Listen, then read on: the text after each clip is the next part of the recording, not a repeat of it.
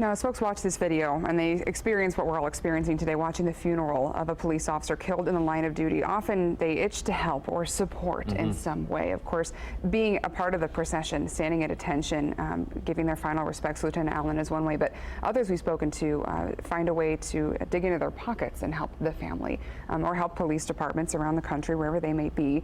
Last time I was in Southport Inn and Homecroft, several fundraisers were underway. Neighbors who maybe watched the scene unfold from their doorstep were able to organize fundraisers, donations. They got a series of stickers, decals made with the thin blue line and Homecroft Strong, Southport Strong, things like that. Of course, people have donated flowers and memorials, but I do understand that the police department does have a specific memorial fund. Am I correct? Yeah, the Indianapolis Police Foundation has a fundraiser mechanism to it, of course, and you know, people want to feel like they're a part, and they want to support the officer and his family, and in a time of need.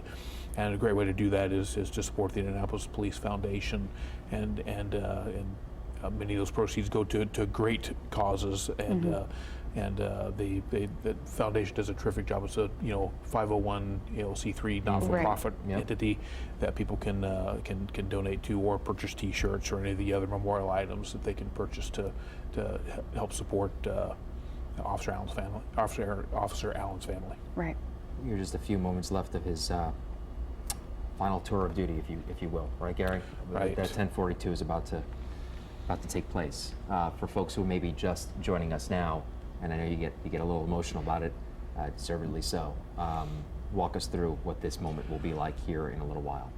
Sure. So since this incident occurred, Lieutenant Allan has technically still been considered on duty, and the final 1042 call is police terminology, if you will, for going off duty, and the final one like this under these circumstances, it's just heart-rending, and it's the radio call will be broadcast to police officers on duty throughout Central Indiana, and not just here in Marion County, but throughout Central Indiana, and it is very rendering. And his family will be able to listen to it also right there in their vehicle with the officers with them. Will have their radio. Now, for your average officer who completes his shift, does he also call in and do it? He or she also do a call in and do a 1042 at that time, and this is a mirror of that experience. It is. Honestly, a lot of us are kind of getting away from some of that 10 and signal. Things, but this is very much a tradition that has been established, and it is a real heart-rending moment. So when you are marking on duty, you're considered to be 1041. That's the 10 series code for on duty, and then 1042 is off duty. So there was a day, especially before we had the laptop computers and our vehicles became a mobile office, that you'd literally mark it on the radio 1041 or 1042, on or off duty. Have you ever been on duty, not a part of the procession, where you heard a 1042 when you were working in the community? What has that been like? Oh yes, yeah. I've been a part of that, and a lump in your throat, tear in your eye, but yet there's a pride there also. Did they observe any kind of a radio silence before or after that 1042? Yes. The dispatcher, the telecommunicator who's making that call, they'll emit a tone over the police radio that tells us something important is getting ready to be broadcast, and then they'll call for radio silence and to clear the channel, and then they'll make that final 1042 call following a specific format that they use, and it's very, very heart-rending for every law enforcement officer and their families. Was there special selection involved in the telecommunicator, the dispatcher who will be giving that 1042 call? It can be. A lot of that is up to the family's wishes, if they have a specific wish along those lines. If they don't, frequently within the communications center, somebody will be specifically selected, maybe somebody who's on duty that evening during that shift, or if he was particularly close with a telecommunicator, frequently the family often will ask for a specific person to do that.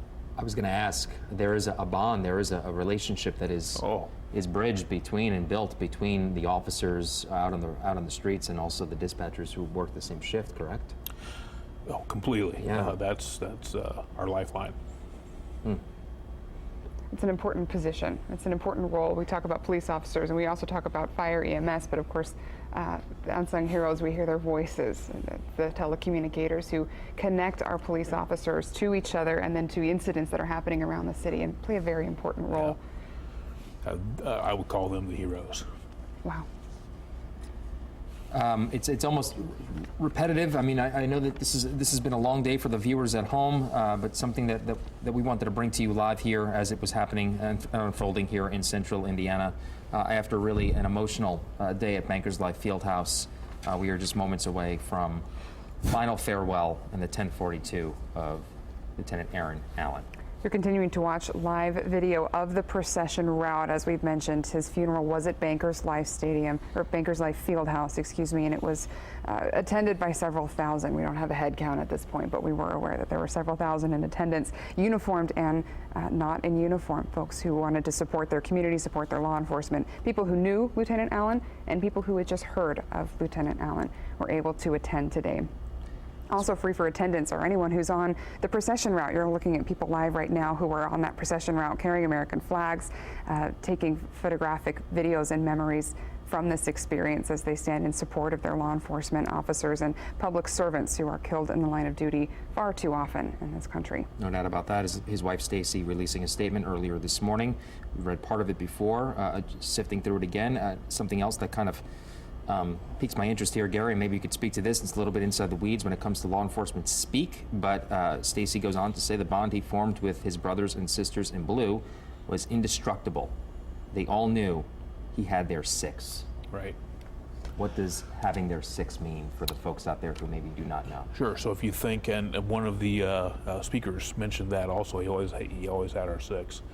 If you think about a clock, 12 o'clock would be the front, 6 o'clock would be the back. Right. Got it. So that means that he always protected your backside. Wow. Is that language that's used in the field? It is, yeah. Wow. Yep. Watch your six. Yeah, watch your six. Yeah, that's a common phrase that we'll use. Yeah. Yep. Well, Governor Holcomb today in the funeral said that Indiana has lost a hero. There is a hole in the Southport Police Department. There's a hole in the state of Indiana where Lieutenant Allan stood and served. We've talked about how there's no way you can replace a lieutenant like Aaron Allan. Right. Yeah. There's no replacing somebody like that, like a Chief Waters. Right. And we'll all do our best to carry on those traditions, as any of us who may be in that position would expect our brothers and sisters to do. You can only hope that the more attention that's brought to this, the more respect and reverence, and this all-day broadcast that we're having here on Wish TV and WNDY is going to be able to inspire folks to follow in those footsteps and continue to make our community better like Aaron Allan wanted. As we continue to watch live pictures outside of Southport Police Department, we want to take you back just a little while ago from Bankers Life Fieldhouse, where that memorial took place. Governor Eric Holcomb speaking as to the person that Lieutenant Aaron Allan was. Take a listen. Can honor him by doing exactly what he dedicated his life to doing: answering the call, serving those in need, giving back to our communities, leaving our little corner of the world a little better than we found it, just exactly like he did every day. Governor Holcomb speaking about an hour and a half ago at Bankers Life Fieldhouse, maybe a little longer than that at this point. One of the many speakers, we've got a list actually of those who spoke for those who weren't able to see the funeral. We did broadcast it live and it will be available on wishtv.com. But we also heard from Governor Holcomb, as we said. Senator Donnelly spoke as well, along with the mayor of Southport, Russell McClure. We also heard from Joe Hogsett, the mayor of Indianapolis. Chief Tom Vaughn spoke from the Southport Police Department. We heard musical tributes. We heard music played. Names like Reba McEntire, Lee Bryce. Their voices were able to serenade the ceremony as well. We also heard live performances. Lieutenant Brian Wolf from the Marion County Sheriff's Department performed Amazing Grace, and a combo between that and the Policeman's Tribute that I know touched a lot of people at this funeral that did draw so many speakers who could speak from different perspectives. This is standard, I'm assuming, Gary. Yes, and again, much of this is at the wishes of the family. You know, speakers can indicate they want to speak. Ultimately, it's up to what the family's wishes are, and if they want to afford them the opportunity to speak, they will. And the family also can select, you know, who they want to. If they want somebody special, you know, to speak, they can select that. Someone who knew him personally or could share personal experiences. Sure, or maybe had some, you know, significant influence in their career or their life. It's rare to hear from family members at big public funerals like this, but we did have statements issued from family members. Stacy Allan, the widow now of Lieutenant Aaron Allan, issued a statement that was printed in the program for folks to read. And this one, this last part really hits home. In a recent post of Aaron's, he wrote, quote, "We will always stand united no matter what the tragedy is. We will become stronger with each passing day. We will protect you against the people that you do not think exist or don't want to believe they exist. I will always say that I am proud to be an LEO, law enforcement officer, and I love my job and will always run towards the trouble when others run away from it." That is a quote by Lieutenant Aaron Allan, who a week and a half ago viciously lost his life doing exactly what he wrote, running towards a car crash and trying to save the life of the driver who, according to police, opened fire on him a number of times. Is it me, or does that quote sound posthumous? Does it sound like he knew the gravity of what he did on a daily basis? I doubt that was on his mind at the moment. That's very indicative of who and what we are. Yeah. But you know, there is some irony to that now. But I'm imagining it as he was authoring that was not in his mind. It's something that is accepted on a daily basis when an officer is going to work, especially the frontline officers, the officers that are responding to the runs every single day. But it's still on all of our thoughts and minds. And so yeah, when he authored that, you know, that's very indicative and maybe even summarizing of the law enforcement ethos. His mission, his purpose. Right. You continue to watch live pictures here along the procession route. Law enforcement officers standing at attention as a huge number of police vehicles, law enforcement vehicles, as well as the hearse carrying the body of Lieutenant Allan files through the city of Southport, his home police department. In just a few minutes, or however long it takes for them to begin, we will hear the famed 1042 radio call, officially releasing Lieutenant Allan from duty. We'll also watch a white carnation ceremony later at Crown Hill. Gary, if you wouldn't mind, can you give us a description of what that will look like? So viewers are watching, looking at an officer now who's wearing a white carnation as a part of the uniform. They're pinned to his uniform, and the white carnation signifies pure love, and the red tip signifies blood spilled. What an emotional day it has been. Really one that it's been an emotional week, capping off a very emotional week. Just a few days ago that we sat here and did this for another officer, Gary. What's it been like for you? And if I can add one more thing about the white carnation, that is one of those special distinctions that is reserved for a line of duty death funeral. We talked about that a little bit earlier in the broadcast. That there are some special distinctions that perhaps were not seen in Chief Waters' funeral. It doesn't make his less significant, of course. Just the difference in the way. Right. It's grounded in tradition, I can imagine. There are some special distinctions that are reserved for line of duty death funerals, and the carnation ceremony is one of those. And it's a way for officers again to file back past the casket just before interment, and to leave the carnation there is a symbol. Again, is a symbol of pure love, and then the blood spilled in service to the community. And did you ask me another question, Phil? I did. Well, I on a personal note, these don't get much easier, huh? I mean, well, no, they don't. But number of times for you doing this. This is rough. Sure, and it's rough for everybody. It's rough for not just law enforcement, the entire community. But there's also a sense or a source of pride. There's also the rallying around for the younger officers in particular. You know, sadly, us veterans have been through this a few too many times. We know what to expect. Right. Many of our departments are full of younger officers now, and we take special care and concern for them to make sure they're doing okay. To that point, as Brenna mentioned earlier, the majority of that police department, Southport, is reserve officers, younger officers. One might watch this and say, why would somebody sign up to not get paid to be a police officer? A lot of those folks who were a part of the Southport Police Department are doing this as a part of training, right, to eventually maybe get a paid job. Speak to that a little bit. Sure. So with reserve officers, you typically see a couple of general types. You see younger folks who have not gotten their opportunity yet to come on full time. They're still looking to gain that experience. And agencies like Southport, Cumberland, Lawrence, Speedway, Beech Grove are great places to do that, and IMPD as well. You're policing here in a major metropolitan area, and you're gaining that valuable experience that you're really not going to gain anywhere else.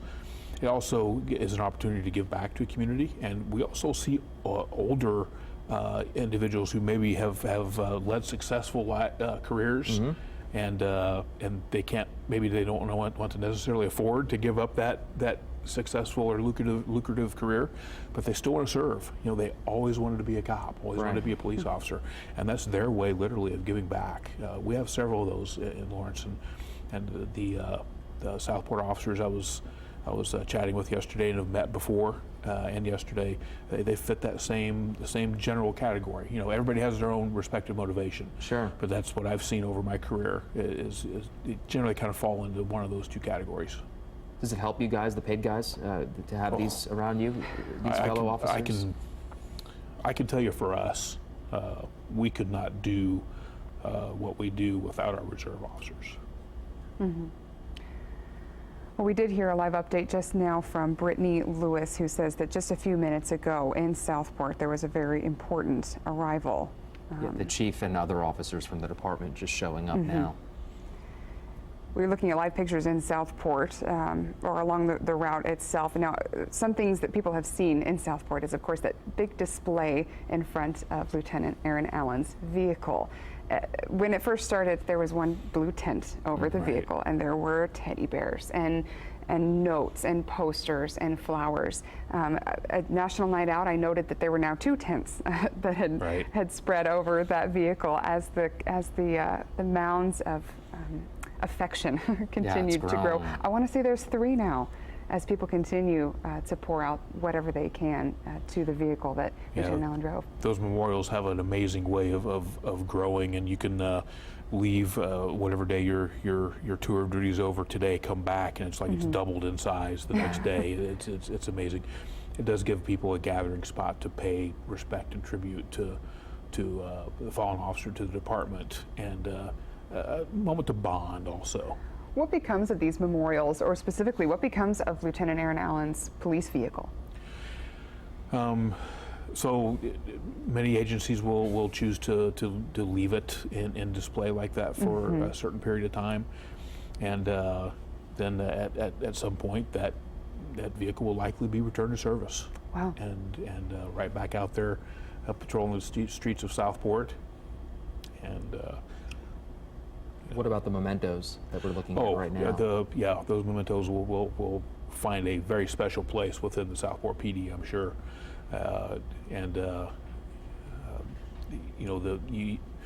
You can't imagine the gifts that people leave there and the meaning behind those. So you treat those with special reverence, and they'll find special places for those within their department. And every time I pass by one of those that were left for us in our situation when we faced our moment,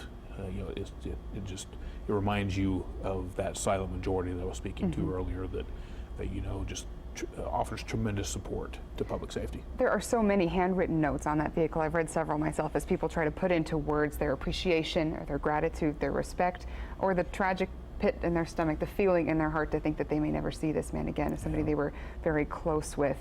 I can imagine those cards would bring comfort to family members, but also pull at their heartstrings as well. They certainly do. It looks like from the screen there that the family and the hearse is nearing Southport PD. So this. Let's listen in now. Southport 10 control.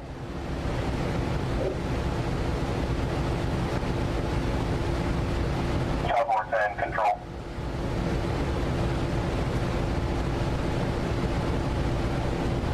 Southport 10 control.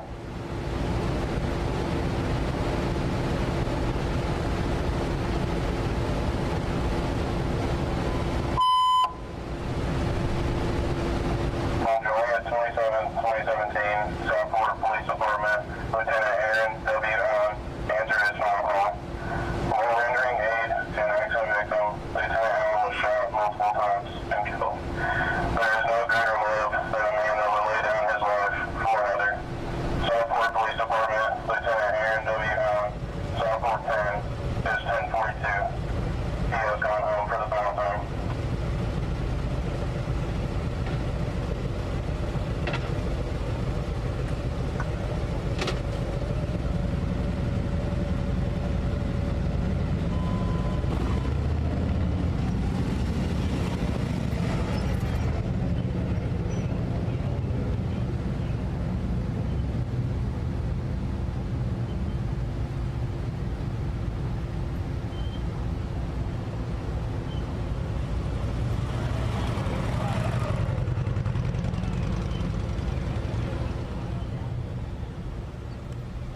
The moment we've been talking about here for some time is the 1042 that was just announced.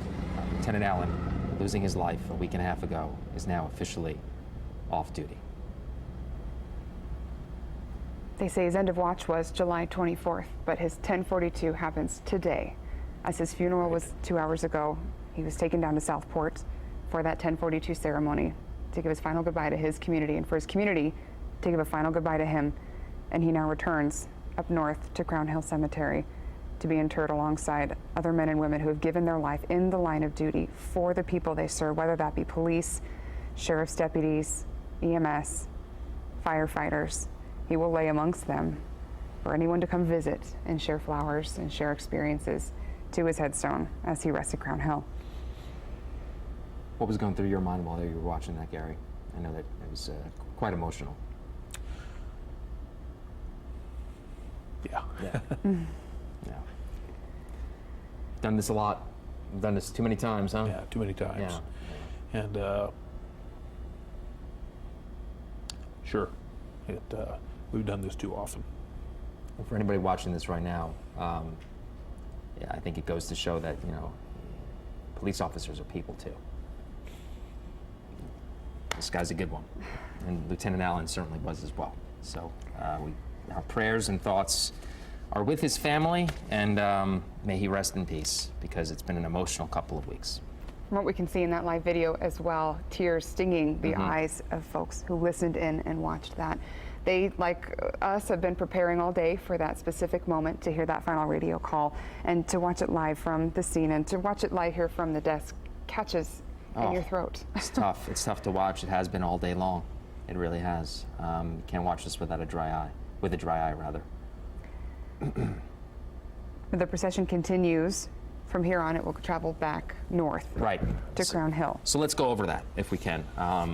If we have that graphic of the route, because from the Southport PD, it goes west on Southport Road to US 31, you see it here, north on US 31, which is Meridian, to Delaware, north on Delaware to Michigan, west on Michigan to Illinois, north on Illinois to 34th, west on 34th to Graceland, where Indianapolis Fire Department trucks will display the garrison flag that we saw before. Correct. That is the huge American flag, sizable in its impressiveness and sizable in its appropriateness for a service like this. Can you tell us a little about the garrison flag, Gary? Sure. I remember, approaching that in these processions that I've been in, and again, just the sense of pride that you feel, in service to your community and to the overall greater good of our country. It's just a reminder of that. And you see that flag flying there. It makes you appreciate the freedom that we have. No doubt about that. I think it's significant as well that the fire department is hosting that experience, that it's interconnected with the different agencies who work for the public in Indianapolis, in Indiana, and of course across the country underneath that flag. As much as we might razz, give it to each other, yeah. razz our friends in the fire service and EMS, public safety is the larger family, right? And yeah, we do razz each other quite a bit, but it's all in good nature. Sure. And when you see the fire department, displaying that, that's another lump in the throat moment for sure. No doubt about that. But there's also that sense of pride that comes along with that too. Right. So once his body arrives at Crown Hill Cemetery, the honor guard will then remove the body from the hearse, right, and make its way into Crown Hill. Is that right? Right. It'll be loaded into a transport called a Caisson, and many of the traditions, especially that are we see at graveside during the interment ceremony, are borrowed from military tradition, dating as far back as the Civil War and even the Revolutionary War, and so the Caisson is one of those traditions. So during the earlier wars, the Civil and Revolutionary War, those vehicles were horse-drawn, and they were used to bring ammunition to the battlefield and then to remove the dead and wounded from the battlefield on the way to get more ammunition. So that tradition is somewhat carried over into public funerals like this, whether it's public safety or the president. Sure. Presidents. We're looking forward to hearing more and seeing more about that specific ceremony, but we did just watch a very powerful moment in Southport. We saw it here from the desk, but our own Brittany Lewis saw it there from the roadway. She is live there in Southport. Brittany, good afternoon.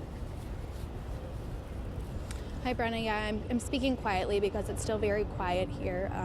Actually, silence here. It was very emotional to watch what just took place here. You can see that the procession for Lieutenant Aaron is continuing past the Southport Police Department.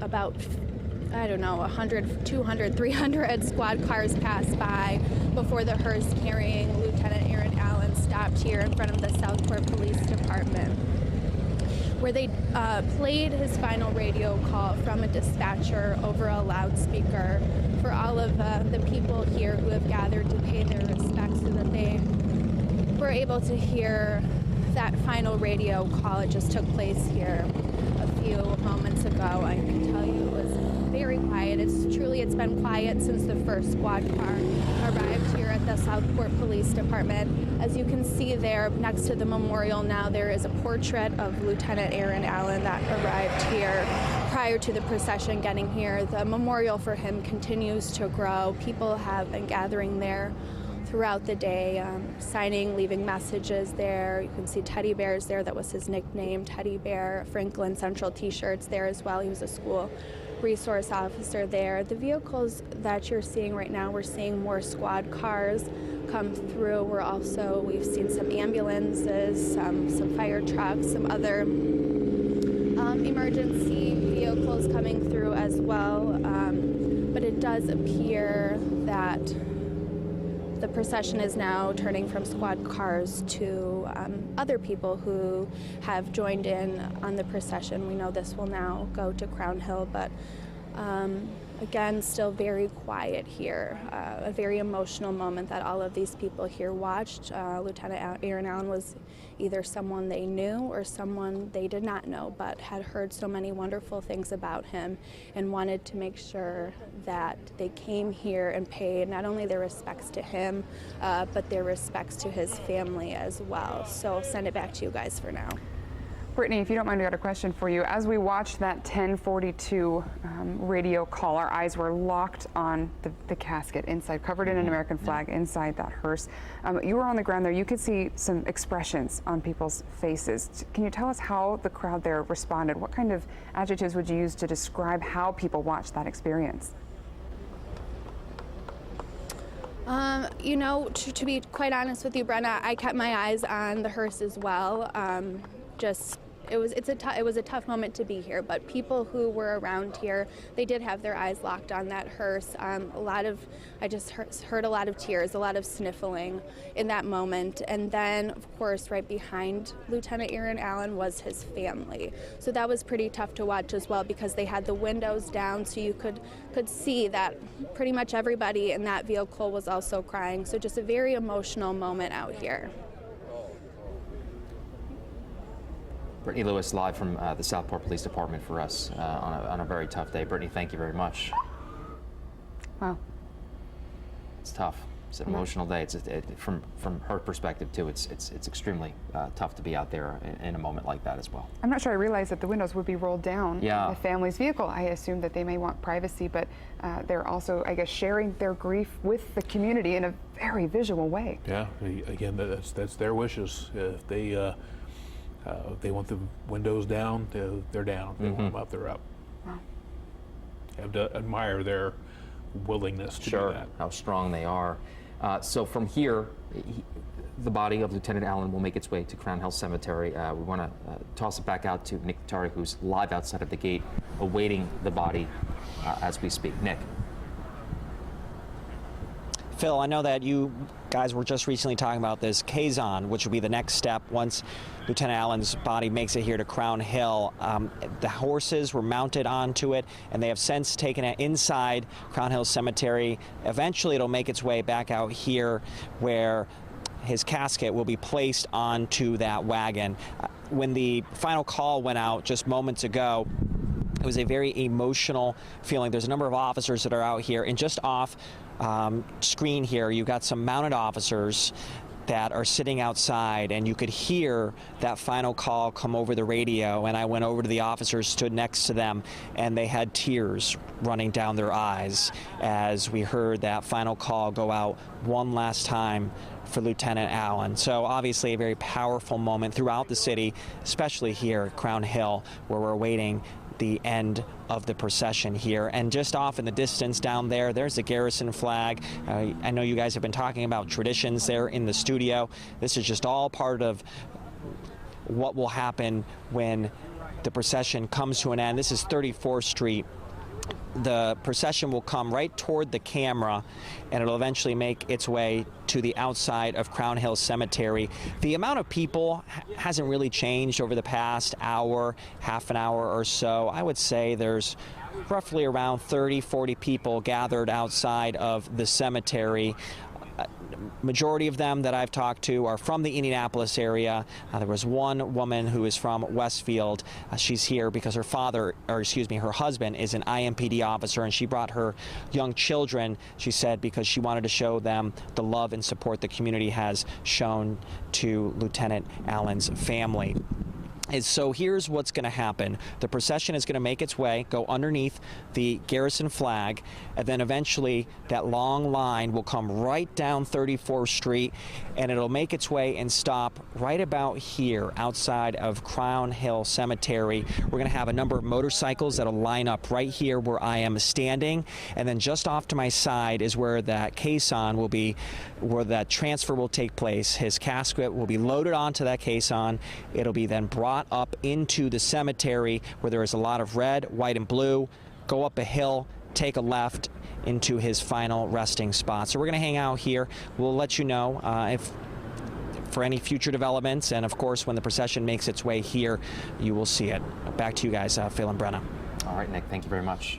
He was, of course, at the gates of Crown Hill Cemetery. We do have a reporter inside at the grave site for Lieutenant Aaron Allan. Elizabeth Choi is there live now today. Elizabeth.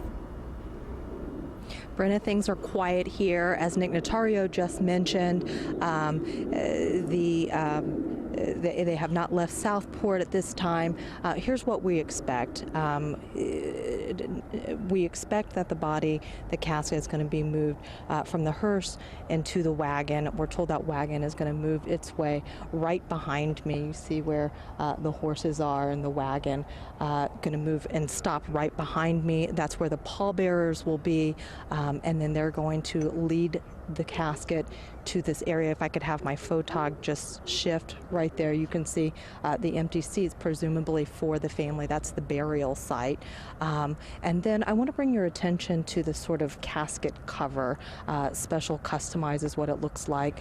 Lid for the casket. It has a flag with a blue line through it, Police Lives Matter, as well as a large photo of Lieutenant Allan, and that's going to be placed over it. Several things they're going to do, sort of traditional things. We have the state police who are out here, and they were just practicing the 21 gun salute. Taps were told. A flag from the casket will be folded and handed off to the family. But again, it's quiet out here. We're expecting the group to arrive sometime within the next half hour, maybe longer. Hard to tell exactly when that procession will make it to this area. But we're out here. We're waiting. Some community members, some mourners, some family members are starting to make their way out here. A large police presence. The family has asked for privacy. They've been great about allowing the media to come in.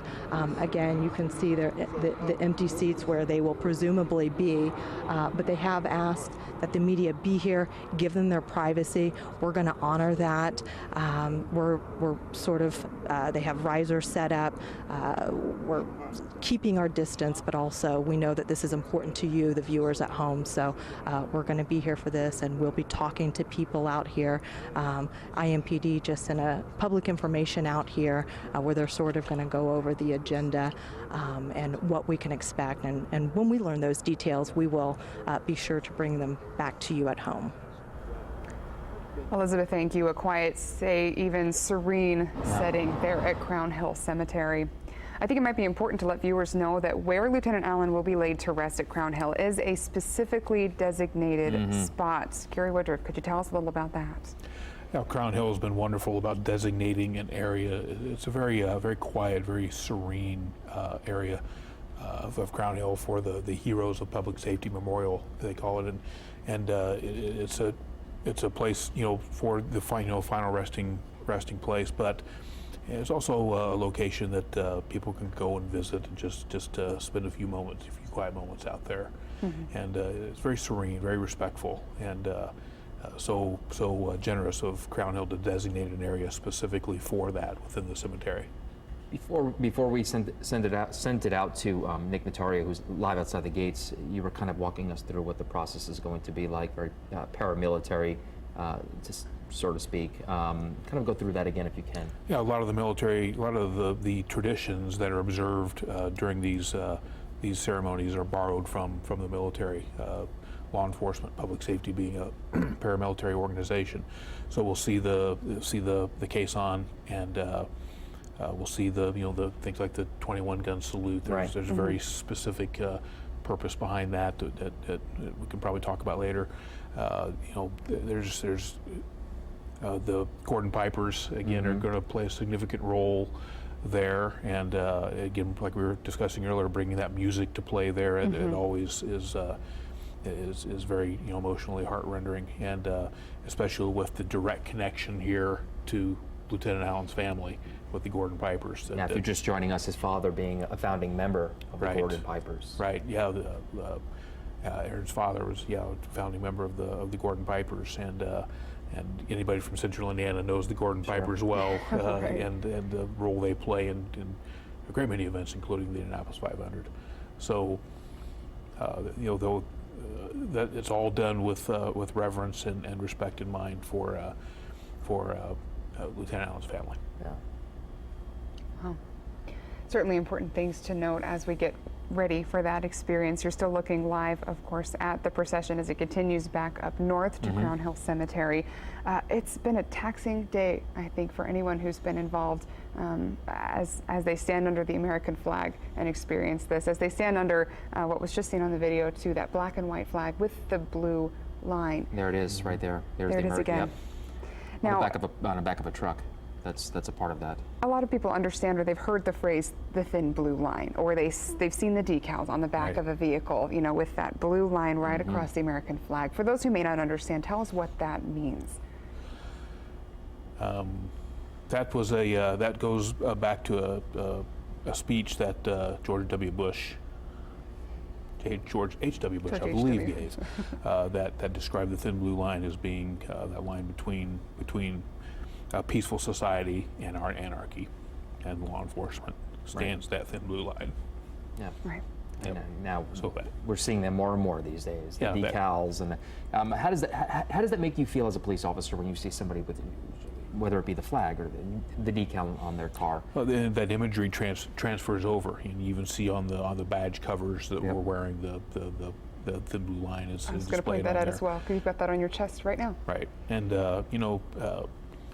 sadly, in some circles, that's been taken a different way. It has nothing to do with anything derogatory. It strictly is how law enforcement stands the thin blue line between a peaceful society and those who would do harm to others. That's really what it's about. There's no derogatory meaning to that whatsoever. You get a narrative that's out there that just does not hold any truth. It's a term of honor, and that we literally do try to protect a peaceful society from and people who love their freedoms from people who would prey on others and victimize them. That's what it's about. Wow. As we continue to take live pictures from around central Indiana, we're looking as the procession starts to make its way from Southport back into Indianapolis proper. Procession, of course, gonna go is heading northbound. Probably not going to be too much longer on the ground before it makes its way to Crown Hill Cemetery. Just if you're just joining us now, just about 20 minutes ago, the 1042 was delivered at the Southport Police Department. I think covering an event like this is significant because it educates the public on what a police officer is, what their job is, and then what consequences they face from just doing their job on a daily basis. I can imagine viewers hearing some of these things for the first time, this 1042 or the coronation ceremony or the garrison flag, and understanding that this is a part of a culture of people within our own culture that has stayed true for absolute decades. As it continues through, we talked about the thin blue line as well as being a different part of this culture to honor and respect those who have given their lives. Sure, yeah, and it is a way to honor and memorialize those who have paid the ultimate price and made the ultimate sacrifice. It also assists the family through that grieving process. It is part of that as well, and a lot of the traditions that are observed are to kind of help bridge through that important emotional roller coaster that a family experiences when they're going through this. Are there things that we're witnessing here that are local to Indiana that you're aware of, local to the Lawrence Police Department as you're very familiar with, or with IMPD or Southport PD? Not necessarily, other than the specific selection of the officers that are involved. From the pallbearers, for instance, the family would have specifically selected them.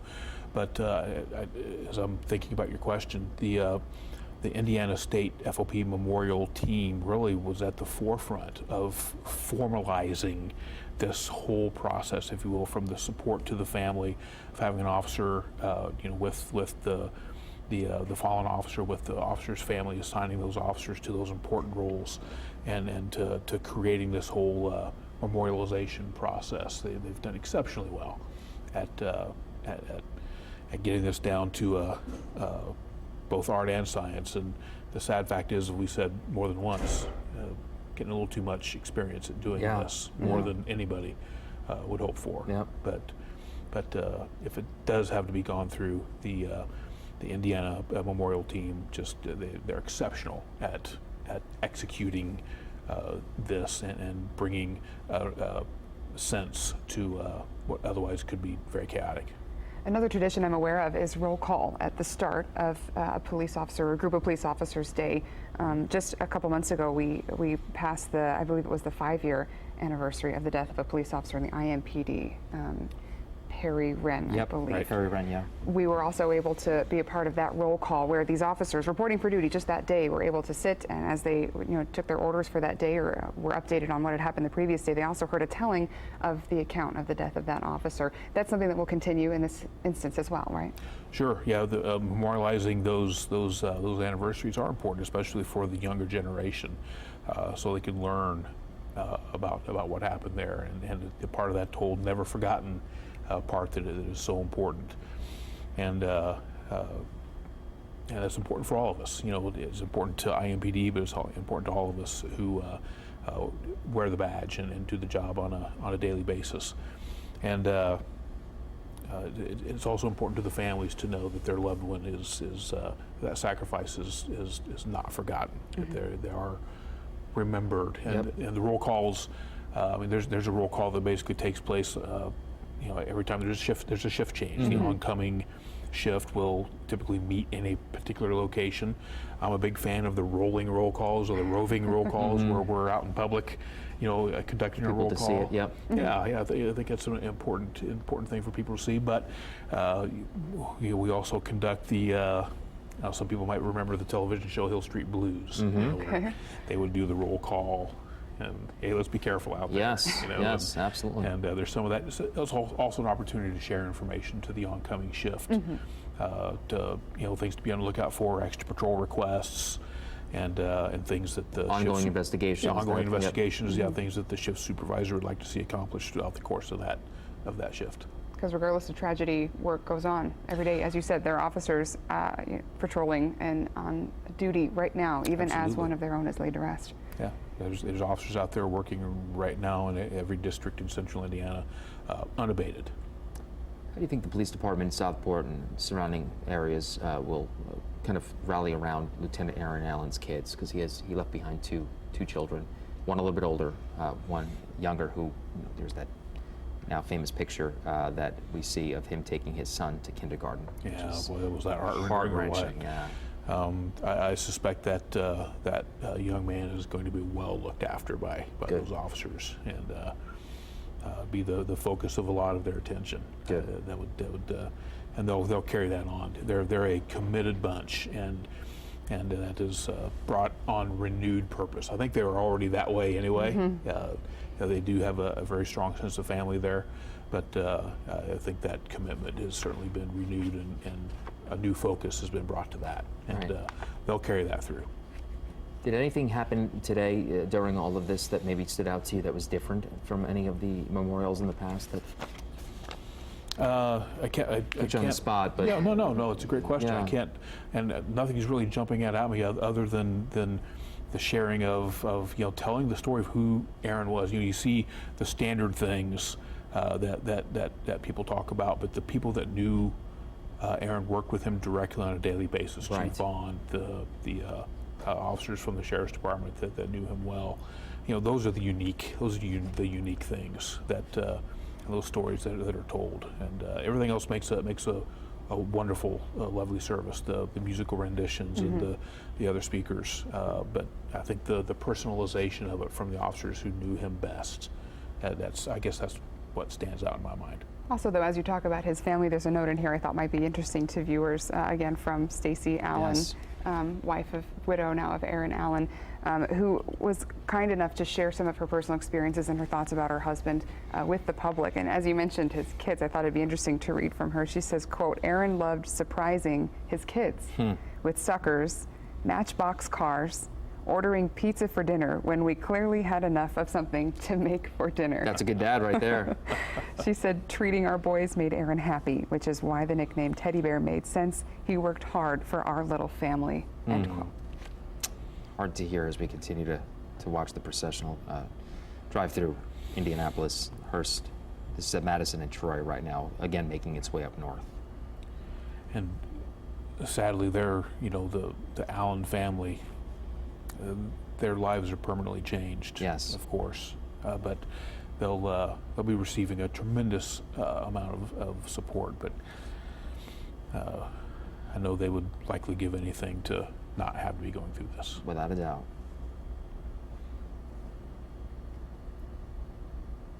coming home last night, my wife and I, one of our neighbors had their blue light on. I can imagine that speaks volumes to you folks as police officers who are patrolling these neighborhoods and just seeing the outpouring of support. Yeah, it does, and those are likely law enforcement families or very strong supporters, and there's so many of them in the neighborhood that I live in. And every time you drive through there, and I'm driving through there frequently in the late in the evening and or at night, and to see those on display there. Sure, we saw a huge outpouring of that in Kokomo and Howard County last year. The Kuntz funeral and the aftermath. So, that is it is very meaningful, and some of the other displays that you see. You were mentioning the thin blue line symbology. Knowing that people are supporting the efforts that you're doing. Silent majority that I spoke to earlier. That's very meaningful to all of us. So we're looking at live picture now outside of the jail, where you can see the procession continues, and if you can see in the center of your screen, close to the left side, there's a line of people we believe are employees, perhaps, or those who have chosen that specific place to stand at attention as the procession continues past the jail in downtown Indianapolis. So we talked about, of course, a show of support from the police department, sheriff's office, Indiana State Police, federal agencies, state agencies, as well as those here who work at the jail here in support of Lieutenant Allan. And there are so many aspects to public safety in addition to the officer that you see out there in the communities. There's the corrections community. There's, the jails, the prisons, the telecommunicators. Those are truly unsung heroes. And it's an impressive network. It is, and the whole public safety structure that is there, and would be remiss to not include our prosecutors. The deputy prosecutors Sure. are in that, and then the staff that works in the prosecutors' offices. They are performing their duties even through the grief that they're all feeling as well, and have to do that in a pragmatic way. With hearts as soft as they are today, people watching this procession or seeing it live from wherever they're standing, with hearts as soft as they are today, I imagine people are continuing to wonder what could they do? How could they change? We've talked about the impact that Lieutenant Allan has had on the community, the impact that officers in general have on the community, everything from people changing the way they live their life to turning on a blue light on their porch step or donating to a cause. How would you hope that people change because of an instance like this? I would say if they see the officer in the street, to just say, "Hey, thank you," Makes a big difference. Yep, certainly does. So we've had a number of crews really kind of all over the place this morning and this afternoon. Nick Notario, he's outside Crown Hill Cemetery. Crown Hill Cemetery, that's right, and he's ready with an update for us now. Nick, how's it going out there? Hey, Brennan and Phil, more people are making their way out to the cemetery. We've had the Caisson come back into the spot here. This is where the procession will come to an end, and they were going to move Lieutenant Allan's body onto the wagon behind me. I want to show you exactly what they're going to do. The plan is they're going to put the hearse just on the other side of the wagon there. They're going to wheel his casket out of the hearse and then put it up onto the caisson right here, and then eventually the horses will take him for one last ride into Crown Hill Cemetery, where he will be laid to rest. As far as the people that are out here waiting, if you just pan around and look, you can see the crowd is starting to make its way along the lawn out here on 34th Street, waiting for the procession to come. They're not only here to see the casket get put onto the caisson, but you're going to see the procession come this way underneath the Garrison flag flying high above down the street on 34th Street. It's a little bit harder to see right now as more officers and people are standing out here waiting for the procession to make its way down 34th Street. The crowd started to grow here around 1 o'clock, so clearly people are out here waiting to get that one last image as he pulls up to the cemetery. We caught up with one woman who is married to an IMPD officer, and she brought her little ones here to experience this outside the cemetery. Take a listen to what she had to say. My husband's actually on IMPD, so the support and everything is a huge deal to us. and just being part of a police family is why we're here. Is it tough for you, Amber, sitting here with the little ones, or what emotions are running through your head, Amber? Yes, in a sense, but there's also kind of a sense of pride also in everything, but yeah.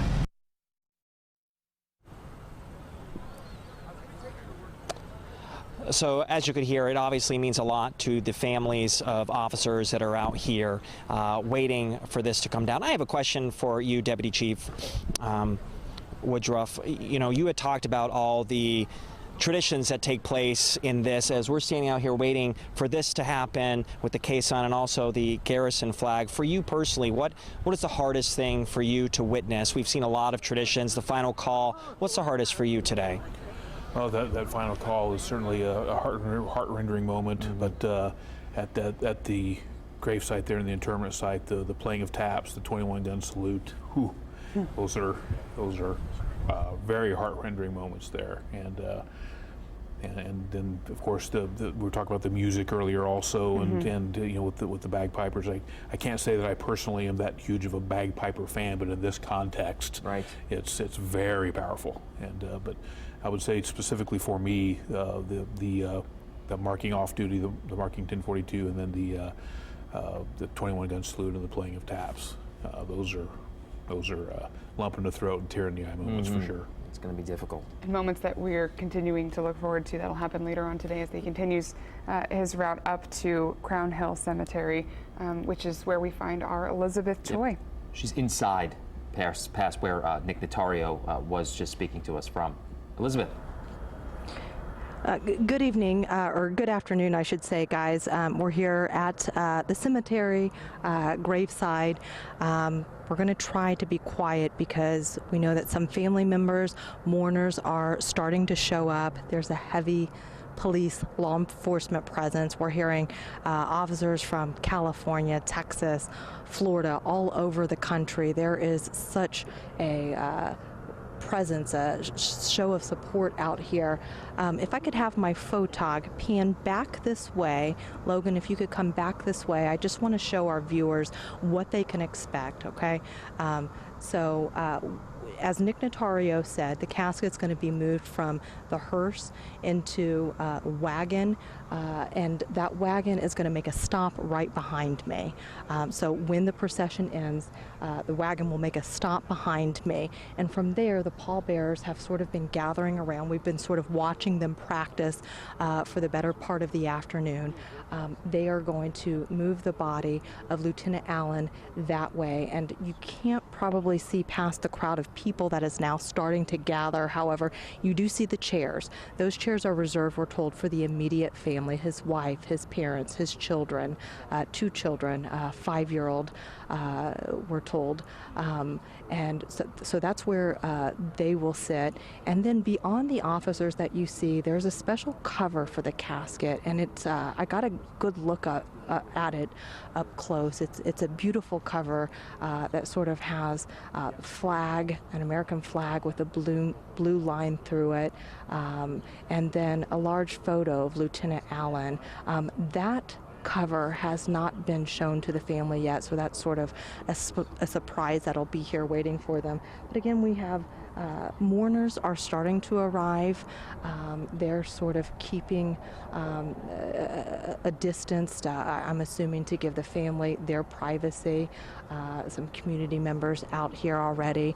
We're expecting that procession. It just left Southport maybe 15 minutes ago. So maybe another 15 minutes, another 30 minutes.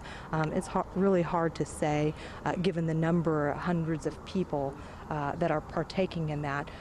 What we can expect at this graveside service, a 21-gun salute. We heard earlier the earlier Advanced Honor Guard practicing that. Taps will be played, a flag from the casket that'll be folded and given to the family. All of those things that you would expect, all of those traditional things.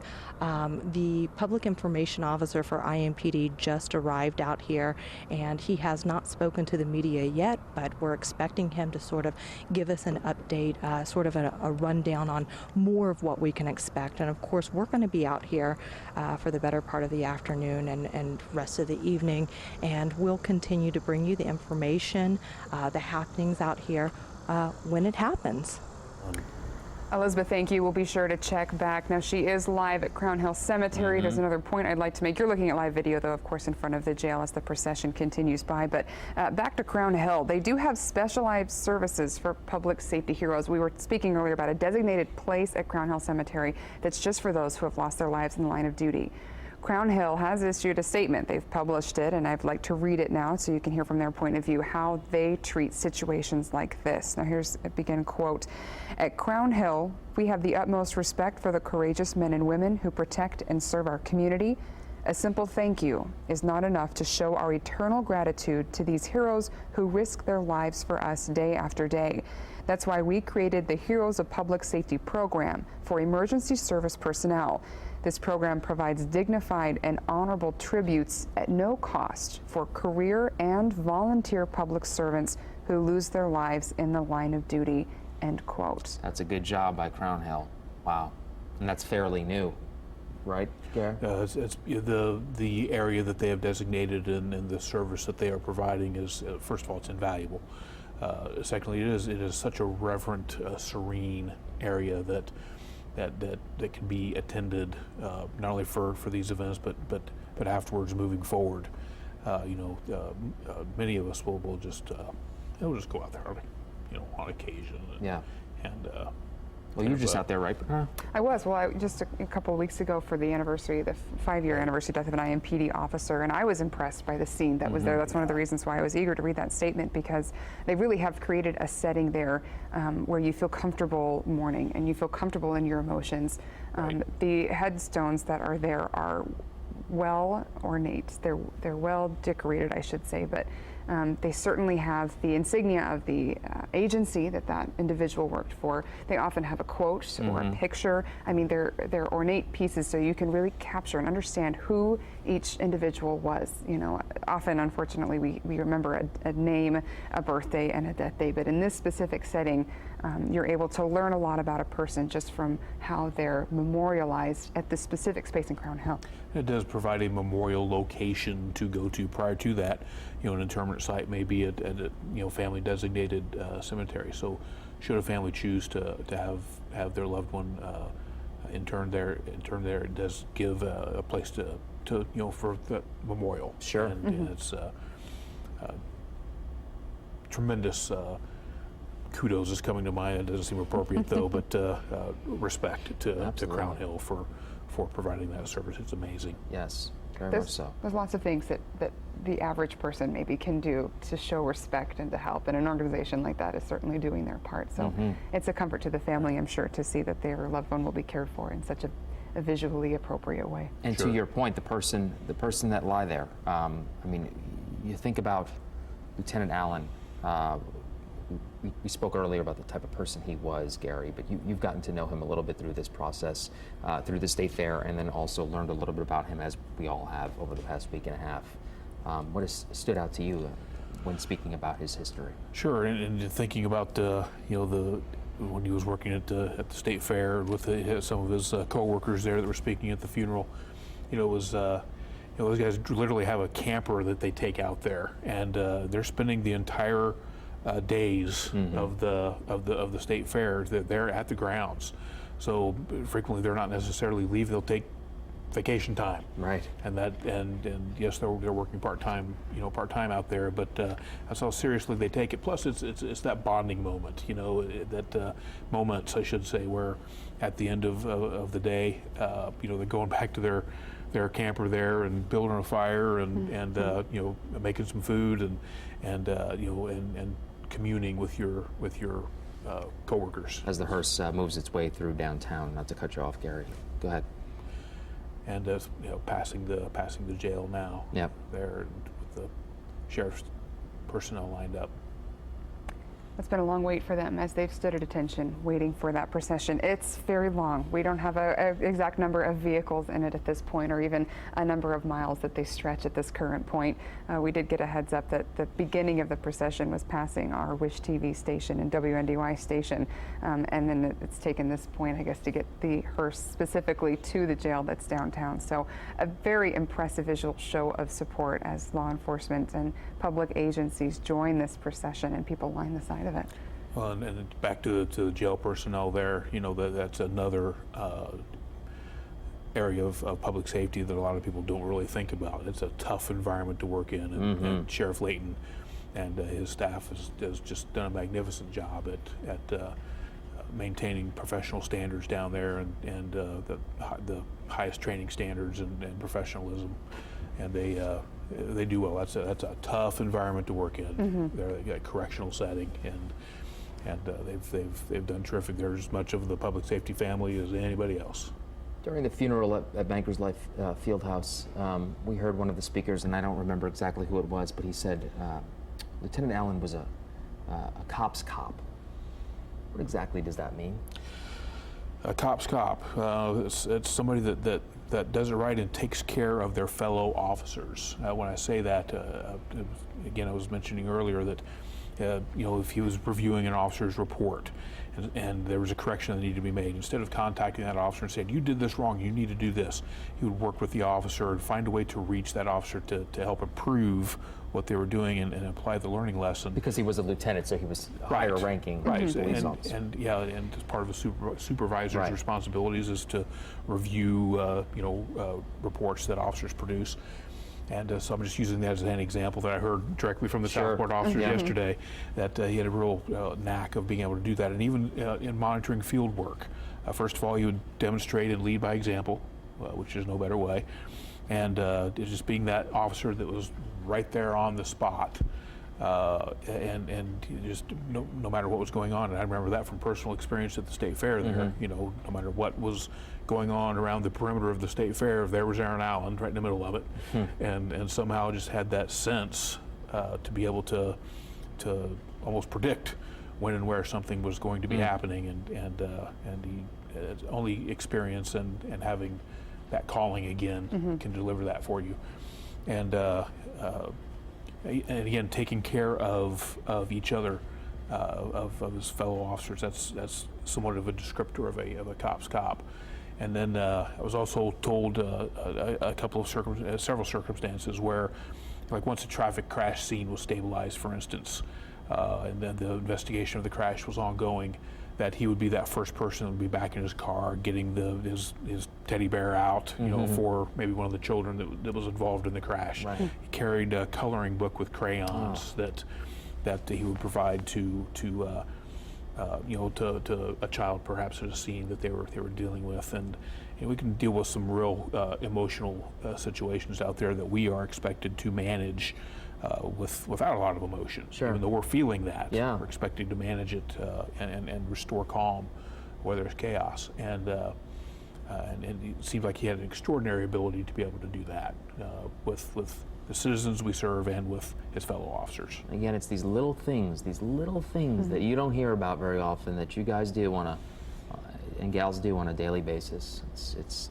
remarkable. It really is. The amount of care and attention he seems to have put into his job and his responsibility, echoed, of course, in the funeral service we saw today. The care and attention put into that funeral service, also into this procession you're watching live as the procession continues up north through downtown. It's appropriate that he was such a wonderful person and he's honored in such a wonderful way. Absolutely, and the legacy that he's leaving for that department to pattern after or to follow is extraordinary, and they'll continue to honor that memory by doing that, and I can tell you the State Fair is going to miss him. You know, sounds like it. Yeah. Well, there are a lot of officers that work out there. You know, of course, the state police take care of the interior grounds of the State Fair, and do a marvelous job at that. But the perimeter, the outer areas of the State Fair, those are local law enforcement that's working. Those are the gates and the outer perimeter areas. They're working right now. State Fair underway right now. This is something he'd be doing. unfortunately, lost his life a week and a half ago doing what he loved and helping people. He was scheduled to work. We start our scheduling about a month out from the state fair, and I went and did my paperwork to work there just a couple of weeks ago, and so did he. He was probably the first one in the door, I would suspect. I can imagine he made an impact. It's nice to crack a smile, too, as we talk about some of the things that he loved to do in the police force. As we honor him today with somber faces, you can tell that he really did love what he did. Well, he did, and the officers, the Southport officers, were particularly adamant. As I was telling them what I was going to be doing today, Right. They're like, this is, we're mourning the loss, but we're celebrating his life, too. Right. And that was very important for them to make a point of emphasis of. Well said. Just to kind of recap, the 1042 was delivered about an hour ago, and since then the procession's making its way up north to Crown Hill Cemetery. That's right. We do have reporters standing by at several locations. One is our Nick Notario, who's outside of Crown Hill Cemetery. Nick, what's it like out there? Well, Brenna, as the procession makes its way north here to Crown Hill Cemetery, a number of officers are making their way inside ahead of their arrival. The officers on motorcycles got here probably about 2 or 3 minutes ago, parked their vehicles right there in front of our camera, and you see these other officers. You got Lafayette Police, you had Peru, you had sheriff deputies from across the state pouring their way inside Crown Hill Cemetery. Along the street behind these vehicles as they're making their way, our people have now moved to the outer edges, with a lot of them with cell phones in hand, capturing the images as the flashing lights go by, waiting for Lieutenant Allan to make his way to Crown Hill Cemetery. All these officers are driving underneath the garrison flag, which is there just further away down the screen on 34th Street, a large American flag that eventually Lieutenant Allan will make his way under. The plan is when they do arrive here, you're going to have all of these cars already inside the cemetery waiting for the ceremony to begin, and then eventually the hearse will park right along something called a Caisson, and that is where his casket will be loaded onto it, and then Lieutenant Allan will get one last ride on the Caisson that is literally horse-powered. It's a tradition, as Deputy Chief Gary Woodruff was talking about, that goes back many years, where back in the day they used to load up with artillery, bring it into the battle, into the war, and then add bodies or wounded, injured soldiers on the way out. So eventually, when the procession makes it here, they're going to park right next to the Caisson there, roll the casket out, and then put it on top. These officers are making their way into Crown Hill Cemetery. There already were a number of cruisers inside. As far as I can see, the cruisers aren't stopping anytime soon, so they're going to have to make quite a bit of room. I'm sure that obviously they are well aware of that. But right now we're just waiting for the procession to make its way up here, Brenna and Phil, and obviously when it does, there's going to be a lot of emotion. But I will tell you, there was quite a bit of noise before these cruisers came by, and it is now an eerie silence, as a lot of these people are just paying their respects, showing a lot of love and appreciation to these officers as they're coming by. All right, Nick, thank you very much. Quite the emotional scene outside of Crown Hill Cemetery as they await Lieutenant Allan's body. Well, there's so many things going on there. Yeah. You obviously have an image of your head of what a procession would look like, or you can imagine the vehicles coming by, lights on, but they've got horses, they've got that Caisson out Right. there, as well as just general spectators who are out there watching. You're looking live again outside of Crown Hill as the procession, actually I'm not sure exactly where this picture is. This is outside of our station here, Wish TV and WNDY, as the procession continues north up through downtown. On their way to Crown Hill Cemetery. Lights going, but it is a quiet, reverent experience as we take the body of Lieutenant Aaron Allan through the city he loved and served so much as he continued up through Southport into Indianapolis. All very well planned, right, Gary? Yes. And it takes a lot. It does. It takes such an effort. The FOP State Memorial Team, again, you just can't sing their praises enough for the marvelous job that they do. And sadly, again, as we've discussed before, there's been too much practice, too many circumstances where this has had to occur, but they just do a marvelous job at coming in and assisting a department through this process and bringing in the resources throughout the state to assist. Many of the agencies that contribute officers to that are agencies who have lost officers in line of duty deaths, and so it just takes on that importance even more. Now, viewers will imagine this from a bird's eye point of view. We've shown the route, of course, as a map from a bird's eye point of view, but you can imagine these vehicles filing up through downtown. They're going to reach Crown Hill Cemetery, and they won't all head into the seminary. Can you tell us what's going to happen at that point? At the cemetery? Right, when the procession reaches there, because you can imagine this huge long line, miles of cars. What point, where do they go from that point? Yeah, the planners there at Crown Hill have planned for that. They planned for parking for all those law enforcement vehicles and for the attendees to be able to park in an orderly fashion, get out, and get to the ceremonial site. As the hearse moves on past Illinois and northbound. We're catching sight of that again, of course, with the motorcycle law enforcement surrounding it in an appropriate fashion. You can just imagine, though, that this long line of cars will wrap around Crown Hill in a halo, perhaps, as they park around the cemetery where he will be laid to rest. And that is one of the logistical things that the state memorial team provides, is literally planning the process to the point where we're going to put all these cars and how are we going to efficiently be able to create space for the officers to get out and go to the graveside services. Because you see it here, there are a lot of them, dozens, if not more. Those gravesite services coming up later on today. We'll be there to cover it live. We're grateful for Elizabeth Choi, who's there now preparing for that big event, and she joins us here. Elizabeth. Brenna, I was just taking a peek behind me where a large police presence has just arrived. I don't believe this is part of the procession, but the thing that really stands out to me is just the number, first of all, and all the different colors and cities and towns that we see represented. I'm told that there are officers all the way from California, from Texas, from Florida, all over the country, really out here to show support. And I think that says something about Lieutenant Allan and what the loss of one of their brothers sort of means to this close-knit, tight law enforcement family.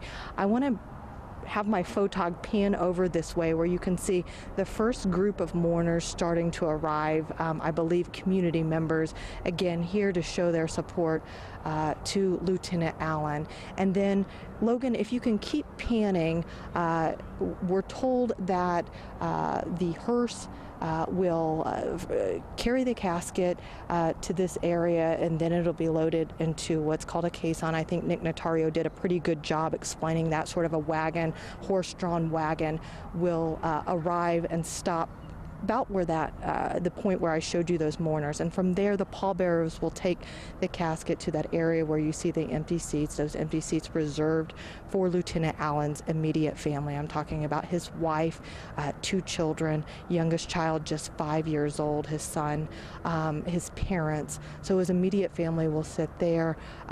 They are going to unveil, it's sort of out in the open right now, but a special cover for his casket.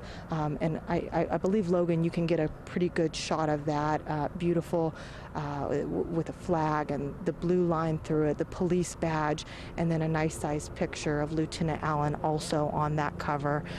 So we expect the procession to make its way through here anytime we're out here.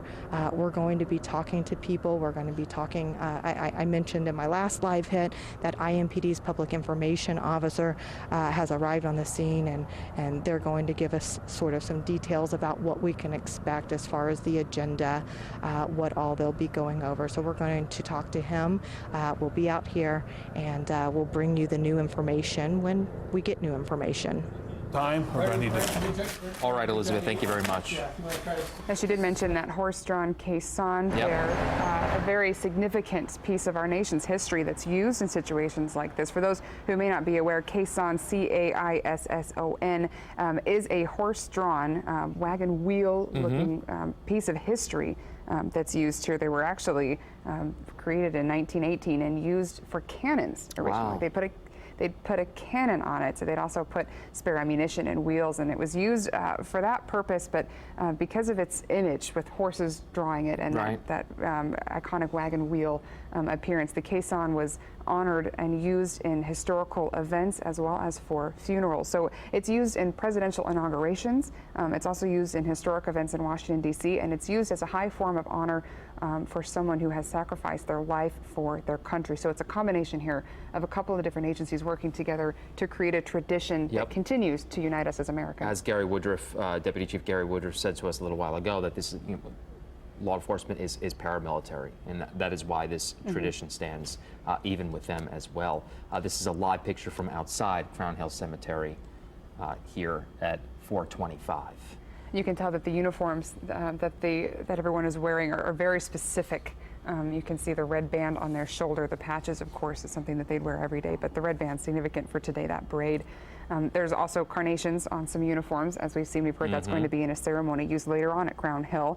They're white carnations, of course, a symbol of purity and a symbol of sacrifice and dedication, with a red center, as our Gary was telling us earlier, to symbolize blood spilt. Right. And once his body does make it there, the honor guard will remove it from the hearse and onto the caisson, as we mentioned. The honor guard, you'll notice them because they will be wearing hats and white gloves. We'll see that process here coming up in a little while ago. But we want to take you back to Bankers Life Fieldhouse, where the funeral was a couple of hours ago, because there were so many speakers that were just kind of giving us an idea of who he was for folks out there who maybe didn't know. Well, and of course the impact that he had as well. I'm sure some of the speakers we heard from the governor, we heard from mayors and chiefs of police who didn't know him personally, but are aware of the impact that he had on individuals. They're also aware of what he believed in and what he stood for. And as many funerals do, they wax religious, and you're able to understand perhaps the religious association that people have as they take a question like, you know, why are we here? Where do we go after we die? And they're able to answer that. In fact, Governor Holcomb here in the state of Indiana relayed a religious message as it connected to Lieutenant Allan. We've got a clip of that for you to listen to right now. Looking out to those who have assembled here today, I see a sea of shared sorrow and grief, but I also see and I feel love. Lieutenant Allan was clearly loved a lot, and we know God loves him as well, and he has called him home. We can talk about life. That was Governor Holcomb speaking at the funeral just a couple hours ago at Bankers Life Fieldhouse. We were able to bring that to you live, and we'll continue to bring you coverage of it, as well as coverage of the procession route. You're watching live as uniformed members stand at attention. There are countless cars. We don't have a number at this point, but they are in front and behind of Lieutenant Aaron Allan's hearse as it moves on its way to Crown Hill. We have learned a lot today about who Aaron Allan was on and off duty. Born in 1978, born in Montana, moved here when he was 1 year old. I think we call him a Hoosier at that point. Absolutely we do. 6-year veteran of the Southport Police Department, over 17 years in law enforcement. There's an interesting piece here that we've learned about him as well, as written by the hand of his wife. She said that her husband graduated from Decatur Central High School in 97, and in 99, following family footsteps, of course, they have a heritage here, Aaron enlisted in the United States Air Force. Unfortunately, he became seriously ill and was medically discharged, but he continued that passion to serve others and become a police officer. In fact, the passion to become an officer or to become of service to his fellow man began at the age of 5, she writes. As Gary was mentioning before, a lot of the police officers, they know when they're very young, this is something that I want to do. Yeah. He called it a calling, in fact. Right. Yes, it certainly is. She met Aaron in 2009, she goes on to say, and talks about their life along with her son, TJ, blended family. They wound up having their own son as well, Aaron Jr. Who has been immortalized in a photo of him and his father taking his son there to kindergarten. We learned some other interesting facts about Aaron Allan's life. He was, of course, a police officer and a father and a son and beloved, but he was also a survivor in his own way. His wife writes in his obituary that he was struck by lightning. Wow. Survived. Yes, while playing football at Decatur Central. That is fascinating. My goodness. And we also had some quotes from her earlier on. Her name is Stacy. Kind of hard to listen to earlier.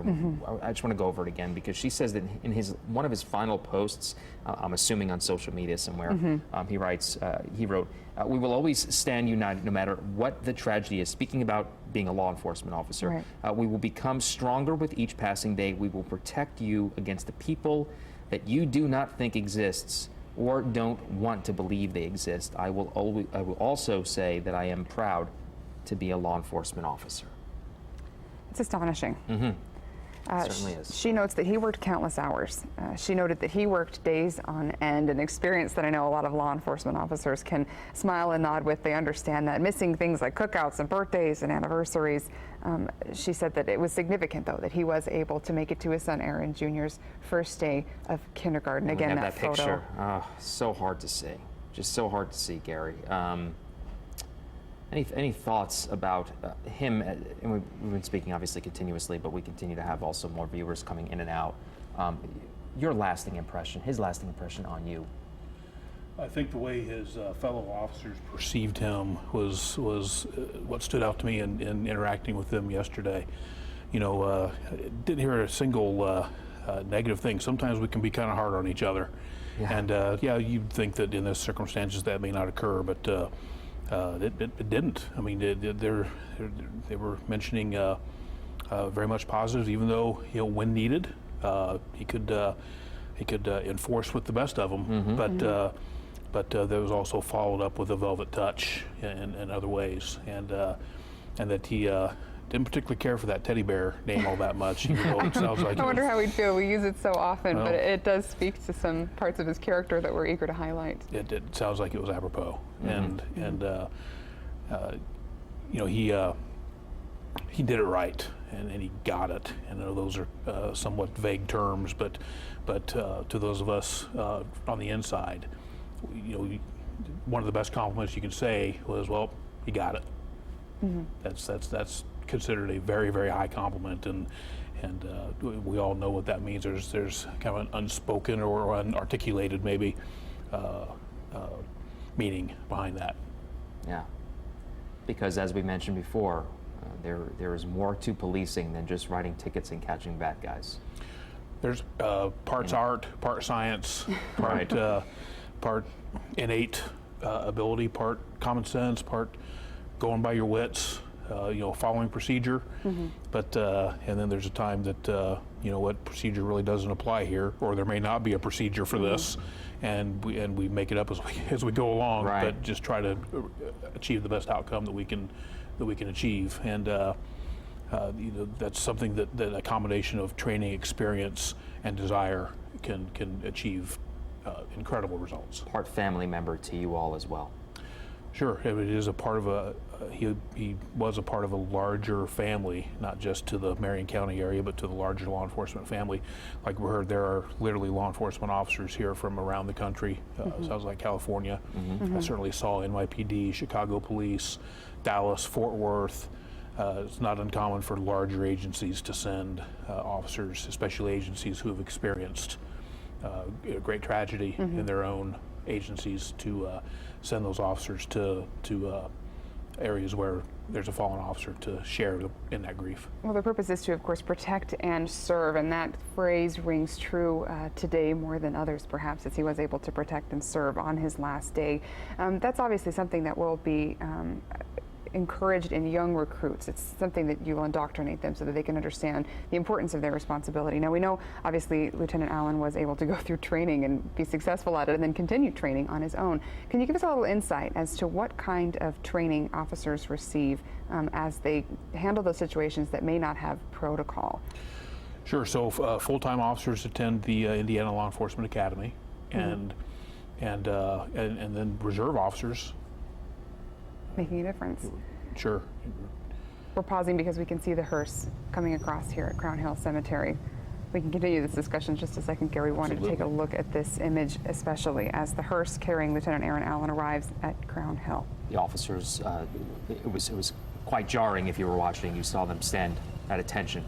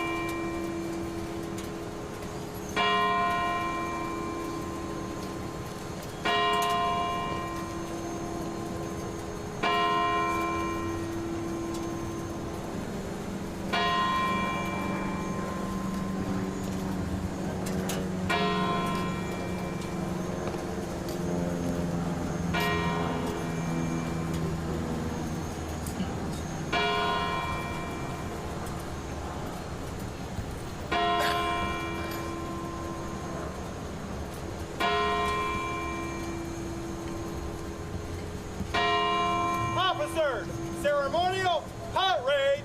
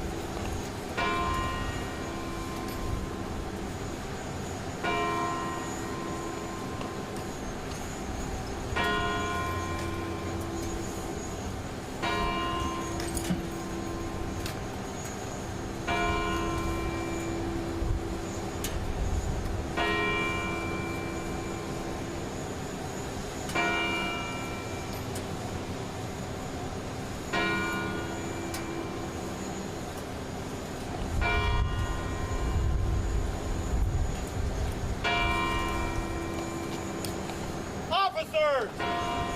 10, hook!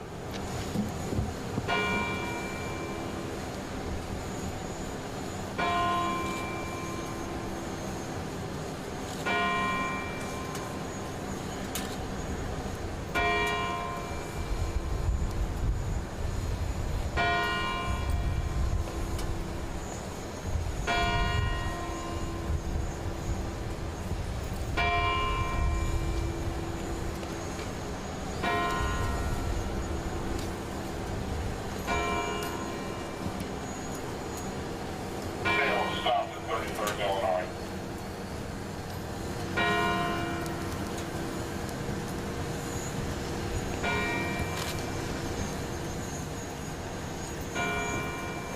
Officers, present, move!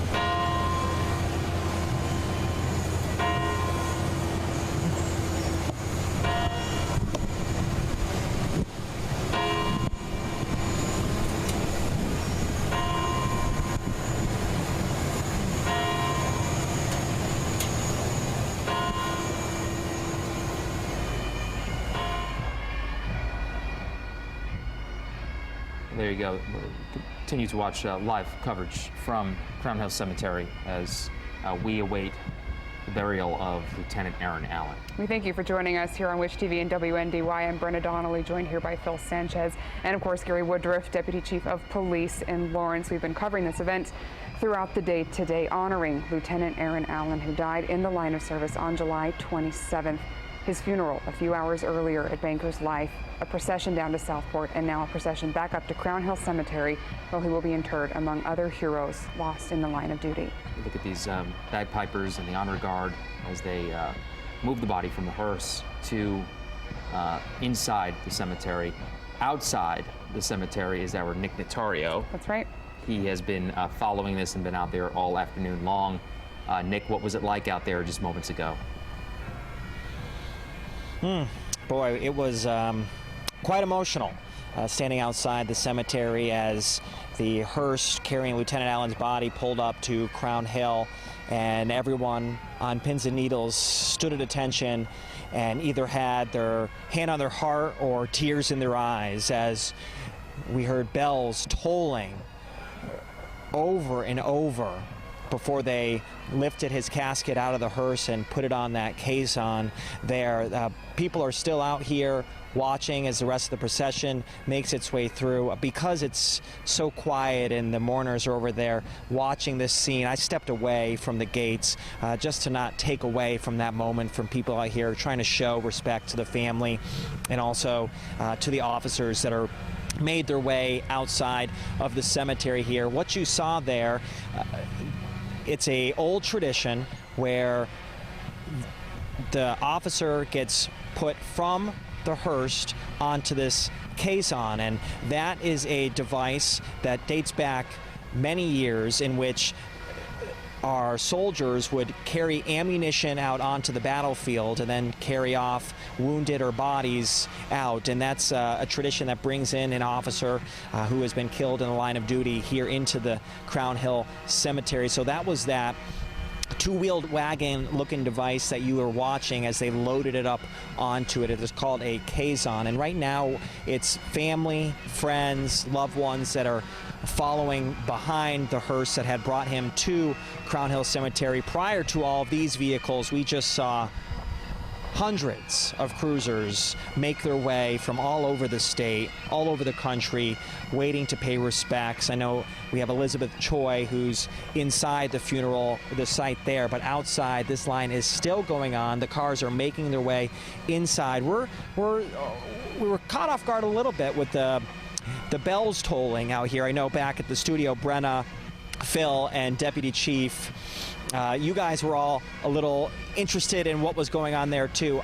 I will let you know our contact outside the cemetery is across from where the procession is taking place, and I don't want to interrupt what is going on. So guys, as soon as I can get some more information as to what the significance of those bells tolling is, I will definitely pass that along to you. Okay. Yeah, actually, we were able to figure that out, Nick. Thank you very much. We'll check back in with you in a little while. Deputy Chief Woodruff, you were able to figure out what the significance of that was. Sure, it's the marking of the beginning of a funeral procession. We've all heard the term death knell. Right. That's the old term for that. It's a marking of the beginning of a funeral. Remember, in ancient time or older times, there was no modern communication as we know it now. So communication to a community was done by sound, by bugles, by bagpipes, by church bells ringing. Right. In this particular case, it's the sounding of the bells means the beginning of a funeral procession. And traditionally, we expected to hear 21 bell tolls, but we heard it continuously until the casket had entered the gates at Crown Hill. Correct? Right. That's what's many people have heard as the death knell, and that's the sounding of the church bells when a funeral is getting ready to begin. That's how communities communicated in times before modern communications as we know now. Well, Gary, we're grateful for your insights. You're offering a lot of expert information as we watch this. Some folks watching an experience like this for the first time, unfortunately, not for the first time for yourself and Phil Sanchez here watching this. We'd love to hear your narration a little bit as we see what's happening in which order and the significance of it. So the color guard that you just saw there are carrying the Thin Blue Line flag and other memorial flags. The member carrying the Thin Blue Line flag is a member of the Howard County Sheriff's Department, which we recall was the last line of duty death officer here in the state of Indiana. Right. Tradition that continues then from department to department. Right. So that flag will be transferred to Southport Police during this funeral. Right. Carl Kuntz, who lost his life a little more than a year ago at this point. Right. And now we see the Caisson carrying the casket coming into view. There'll also be a riderless horse that was a part, as I saw that earlier on the screen when we were reverently watching what was going on. And I wanted to point it out for viewers as well. Whenever that comes into view, there's a riderless horse that will have the boots in backwards to symbolize a general who is no longer there, looking back on their troops. Wow. That is another tradition that dates back to literally Revolutionary War times. And for folks at home who maybe are saying, well, you're talking about generals and war and military, that is the case because you are paramilitary. Right, law enforcement is and always has been. It's a great point to make for viewers that are not familiar with these proceedings, that as a paramilitary organization, we borrow many of the customs and traditions from the armed forces that carry over into a paramilitary organization as well. As far as honoring the fallen and the sacrifice that was made in defense of the community. And it is very fitting for Lieutenant Allan, who was, of course, an Air Force veteran himself, medically discharged. He was also in civilian law enforcement, in reserve law enforcement, and then, of course, a full-time officer for the Southport Police Department before his passing on July 27th. So several adjectives run through your head as you watch a scene like this: reverent, respectful. The way that it's presented, some could even say it's a beautiful way to memorialize a man's life and a man's sacrifice to his country. What kind of words come to your mind as you watch this? It's meant to be all those things: reverent, respectful, honor. It's also meant to put on for lack of a better term, a display, if you will, of. But those are the terms that definitely come to my mind as well: honor, respect, memorialization, and it does help the family bridge through the whole grieving process and showing and demonstrating communities and a profession's reverence to the fallen. Right. And as our Nick Notario had reported, the family's following behind, I believe, in a vehicle. He didn't specify, but they are following behind this procession. And down at the Southport Police Department, our Brittany Lewis reported that the family had been following in a vehicle with windows down, showing their emotion and being able to witness the show of support along the procession route. So it is a very interconnected experience that our community is going through today. We're grateful to be presenting it to you live because it's the kind of thing that brings people together. You can see some of the community members saying goodbye as well, paying their well wishes. You see many of the Southport officers that are in the center of the screen now, and I believe I did catch a glimpse of some of the immediate family members. You did. Of Officer Allan walking behind as well, and some of the other family members. A lot of it's their choice, but sure in the vehicles as well. But I believe I did catch a glimpse of them walking as a part of this process as well. It's ironic to note even they shared their spouse and their father with their family. They're also sharing their funeral with the community. Right.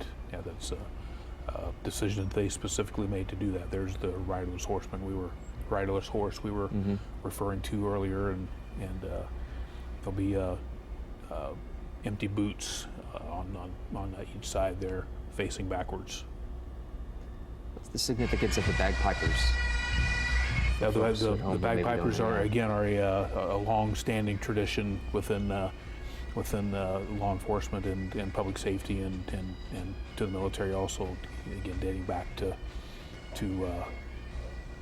the ceremonies that they're part of back pre-Revolutionary War from Scotland and Ireland, and a call for any kind of ceremony that they're taking in, and a call to battle in some cases, a call to funeral. More of that the sounds that were used to communicate an event going on to the community.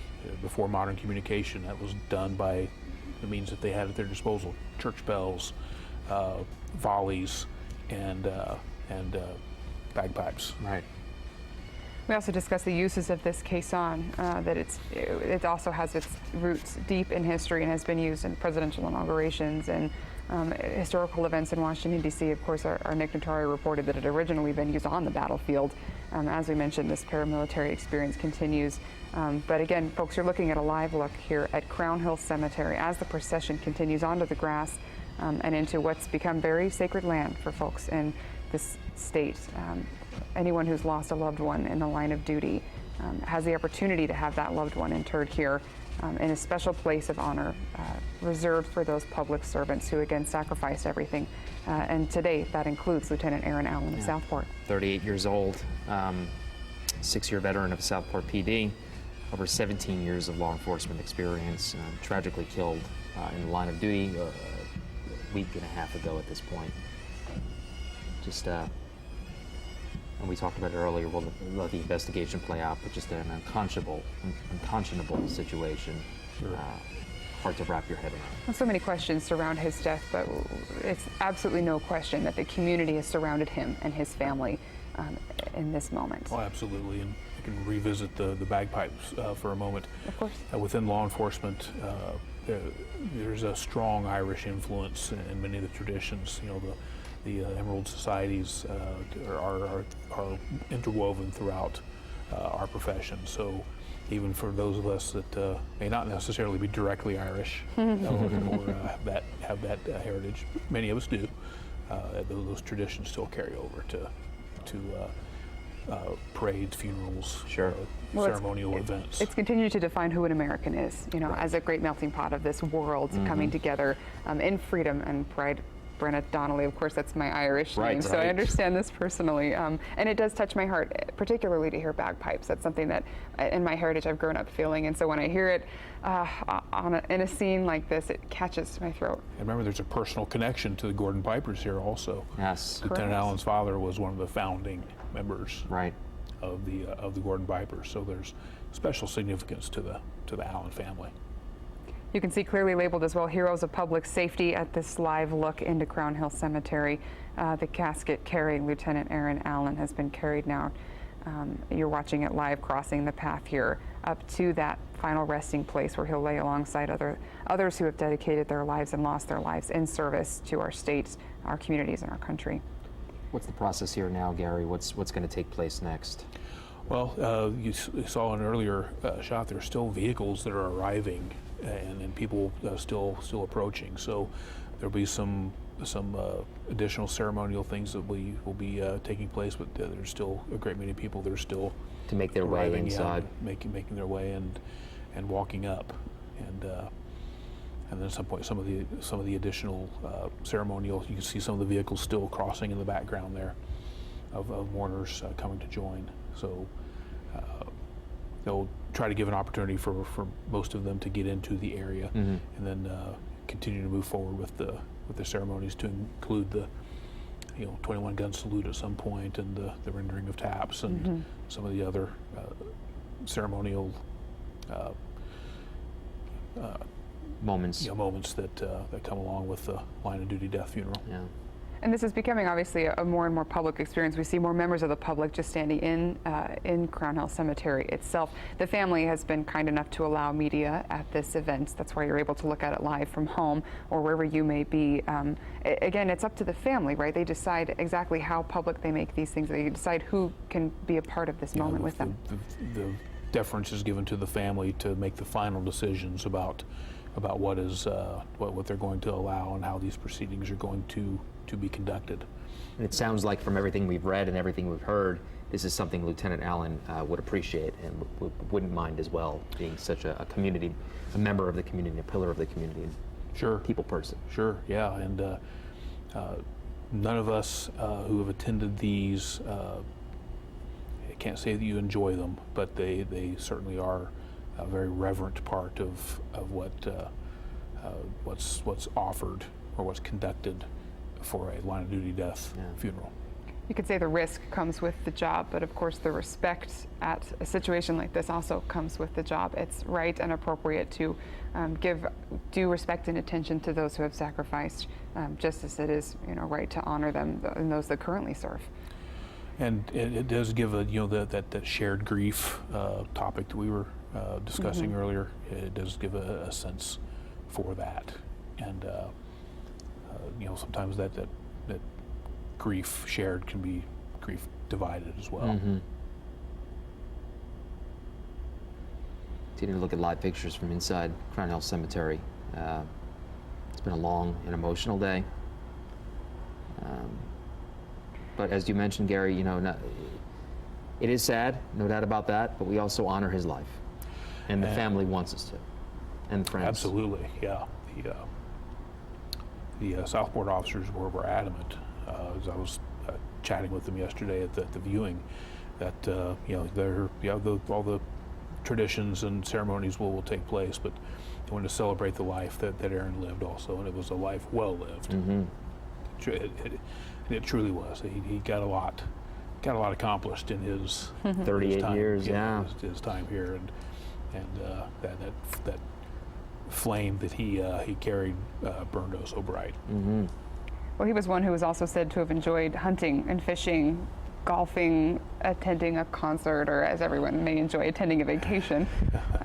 His wife wrote as part of the funeral materials we've received, she wrote that everyone knew from October 1st through January, Aaron would be high in a tree scouting for his next hunt. So he had certainly a vibrant personality and hobbies like a lot of us.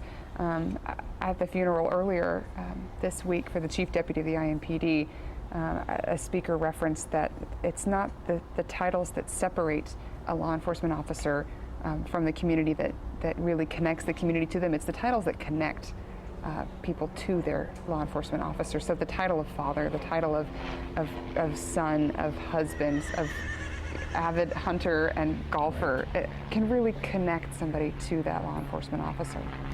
And I think it's important that we do humanize ourselves as far as let's say humanize the badge, right? Humanize the badge. There's a person there behind that badge, and not we're certainly not RoboCop. Right.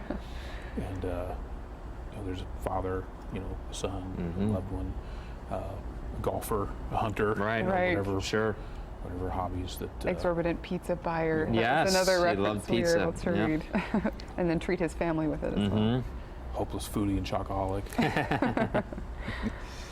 Well, it's wonderful to crack a smile on a day like today as we do remember the life and celebrate the life of Lieutenant Aaron Allan. You're looking at his casket live at Crown Hill Cemetery, appropriately draped in an American flag. That's another tradition. We've been talking about different traditions that encompass events like this. And towards the conclusion of the ceremony, that flag will be removed and ceremoniously folded in the traditional manner and presented to his spouse. What other things will be presented to his spouse on a day like today? There were several flag presentations. There'll be all kinds of memorial items, from plaques to different items, and then to the department as well, to Southport PD. They'll be the unfortunate inheritors of the thin blue line flag from the Howard County Sheriff's Department. Yeah, and then what items were provided by some of the speakers. Those are, I'm sure, private moments there. Right. But obviously at least one of the speakers provided some kind of a memorialized. I did notice that as we watched the funeral coverage, which we family. were able to broadcast live, we noticed that as speakers finished speaking, from the governor to the mayor of Southport, mayor of Indianapolis, chief of police, they took a moment to come down off of the podium and walk over to Lieutenant Aaron Allan's widow and his young son, his older son as well, and speak to them and have a private moment with them. Sure. And remember, a lot of the items, the wreaths, the decorative items that were around, a lot of those will be provided to family members, and you know, the items that come in from people who supply from the Colts to the New York Yankees. New York Yankees, yeah. Right. Flowers. Nobody does these things like New York, that is for sure. Yeah. Have you ever seen or been to an NYPD funeral that's like none other? Right. Like about everything else that New York City does. Well, we do it pretty well here On a too. large scale. Yeah, this is these are such somber, tender moments.